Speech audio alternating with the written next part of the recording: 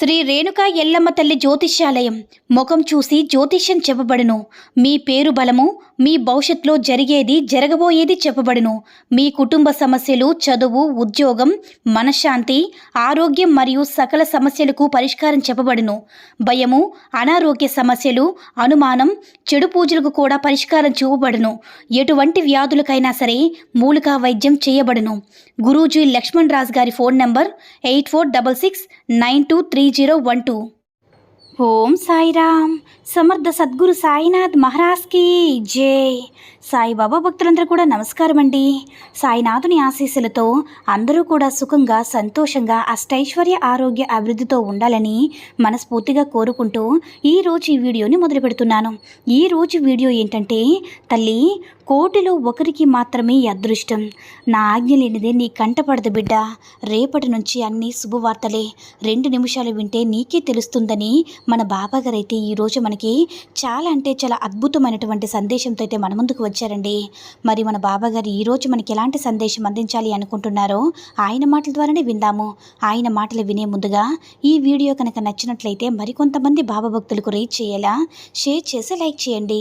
అలాగే మన ఛానల్ ఎవరైనా మొదటిసారిగా చూస్తున్నట్లయితే తప్పకుండా సబ్స్క్రైబ్ చేసుకుని మాకు కొంచెం సపోర్ట్ చేయండి. మరి మన బాబాగారి సందేశం ఏంటంటే, బిడ్డ, ఇప్పటి వరకు ఎన్నో రకాలైన ఆలోచనలతో నీ మనసు అనేది సతమతమైపోతూ ఉంది కదమ్మా. ఏ సమయానికి ఏ నిర్ణయం తీసుకోవాలి, ఎవరితో ఎలా ఉండాలి, ఏ పని చేస్తే ఎంత ధనం వస్తుంది, అసలు ముందడుగు ఎలా వెయ్యాలని నీకు ఏమీ కూడా అర్థం కావడం లేదు. అన్నీ తెలిసినట్లుగానే మనసు కనిపిస్తున్నా కానీ ఎక్కడో ఏదో ఒక చోట చిన్న లోటు అనేది మనసును కలిపివేస్తుంది.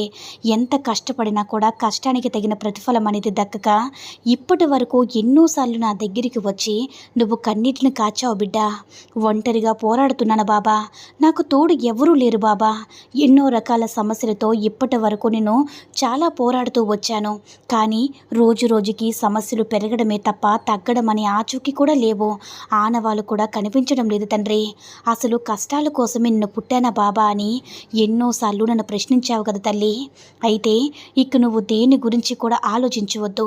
ఎందుకంటే ఇప్పుడు నేను చెప్పే ఈ క్షణం ఏదైతే ఉందో అది నీకు చాలా విలువైనది తల్లి.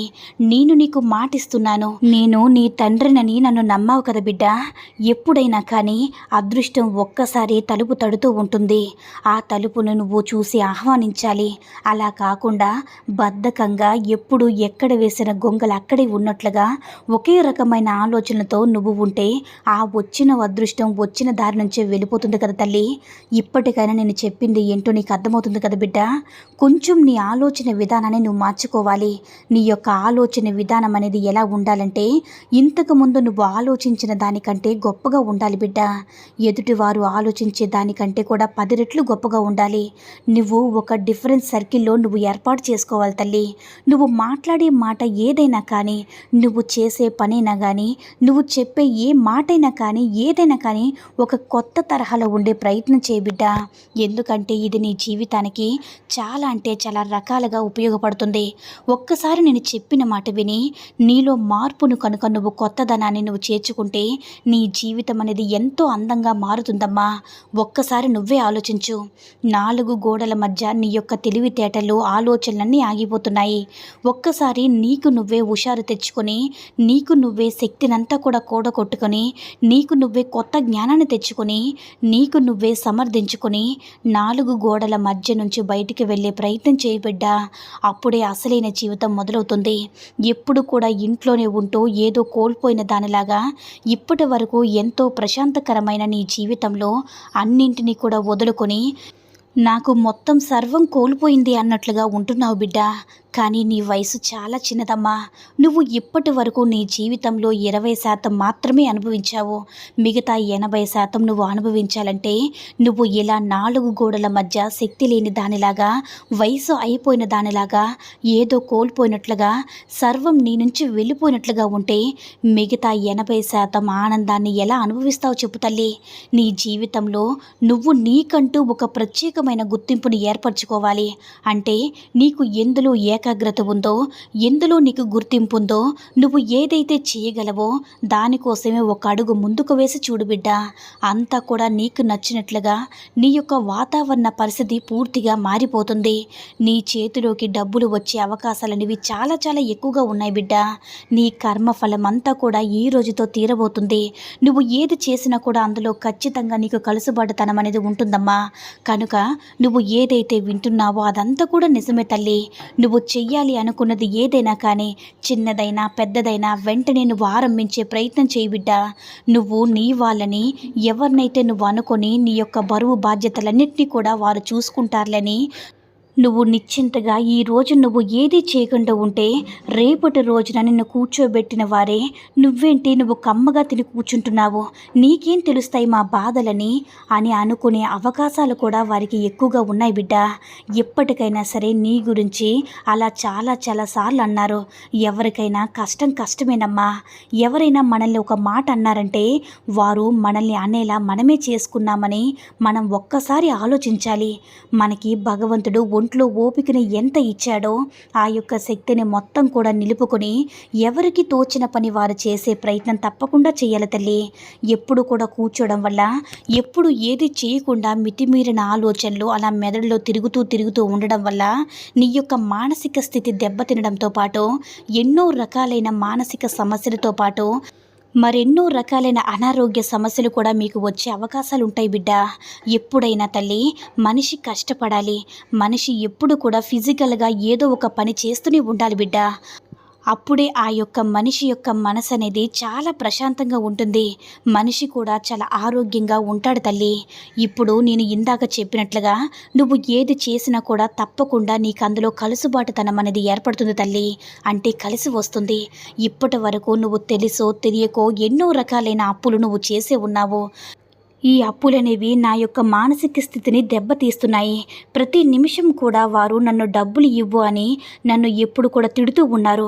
బయటికి వెళ్ళాలంటేనే భయం వేస్తుంది బాబా. అప్పులు తీరే మార్గాన్ని చూపించండి తండ్రి అని నువ్వు నన్ను అడుగుతూ ఉన్నావు కదా బిడ్డ. అయితే నీ యొక్క అప్పులన్నీ కూడా తీరిపోయినప్పుడు నీ యొక్క బరువు అనేది సగం దిగిపోతుందమ్మా. అలా అప్పులు తీరే మార్గాన్ని నేను చెప్తాను, జాగ్రత్తగా తెలుసుకో. ప్రతి శనివారం రోజు కూడా నీకు ఎక్కడ కుక్క కనిపిస్తే అక్కడ, అంటే వీధుల్లో చాలా కుక్కలు ఉంటాయి కదా తల్లి, ఎక్కడ నీకు కుక్క కనపడితే అక్కడ గోధుమ రొట్టెను అంటే చపాతీని కానీ పూరిని కానీ అక్కడ నువ్వు ఆహారాన్ని కుక్కకి ఆహారంగా తినిపించి చూడు బిడ్డ. అలా నువ్వు ఏ కుక్కకైతే ఆహారం తినిపిస్తావో ఆ కుక్కకి నువ్వు తినిపించే ముందు నువ్వు ఏదైతే కోరుకుంటున్నావో, ఒక అప్పు సమస్య కాదు, ఆరోగ్యానికి సంబంధించినైనా లేదంటే కుటుంబంలో కలహాలు చెదిరిపోవాలన్నా కానీ నువ్వు ఏదైతే నీ యొక్క సమస్య తీరిపోవాలని చెప్పి కోరుకుంటున్నావో ఆ సంకల్పాన్ని నువ్వు మనసులో అనుకొని నువ్వు ఆ రొట్టెను కుక్కకు తినిపించు. ఇలా చేయడం వల్ల నీకు చాలా మంచి ఫలితం కలుగుతుంది తల్లి.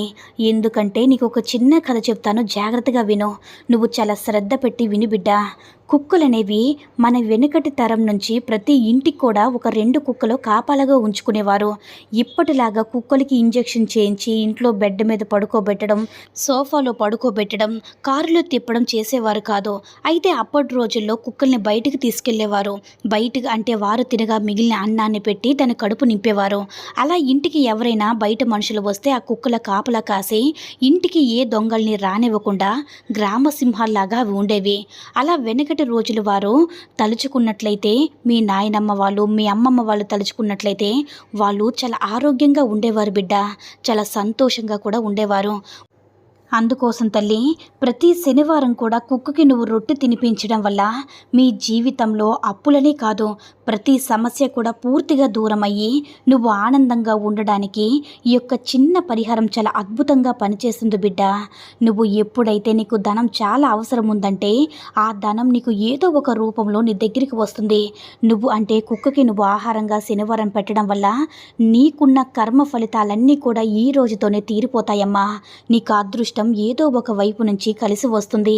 అవకాశాలు కూడా వెతుక్కుంటూ వస్తాయి తల్లి. ధనం కూడా ఏదో ఒక రూపంలో సహాయానికి అందుతుంది. నీకున్నటువంటి అప్పుల సమస్యలన్నీ కూడా తీరిపోతాయి బిడ్డ. కనుక నువ్వు దేని గురించి కూడా బాధపడకుండా భయపడకుండా ఆనందంగా ఉండు తల్లి అని మన బాబాగారు అయితే ఈరోజు మనకి చాలా అంటే చాలా అద్భుతమైనటువంటి సందేశాన్ని అయితే అందించారండి. సాయి మహిమల ద్వారా వచ్చిన ఈ సందేశం మీ అందరికీ కూడా నచ్చిందని అనుకుంటున్నాను. ఈ వీడియో కనుక నచ్చినట్లయితే మరికొంతమంది సాయి భక్తులకు రీచ్ అయ్యేలా షేర్ చేసి లైక్ చేయండి. అలాగే మన ఛానల్ని ఎవరైనా మొదటిసారిగా చూస్తున్నట్లయితే తప్పకుండా సబ్స్క్రైబ్ చేసుకుని మాకు కొంచెం సపోర్ట్ చేయండి. సర్వే జనా సుఖినో భవంతు. జై సాయిరామ్.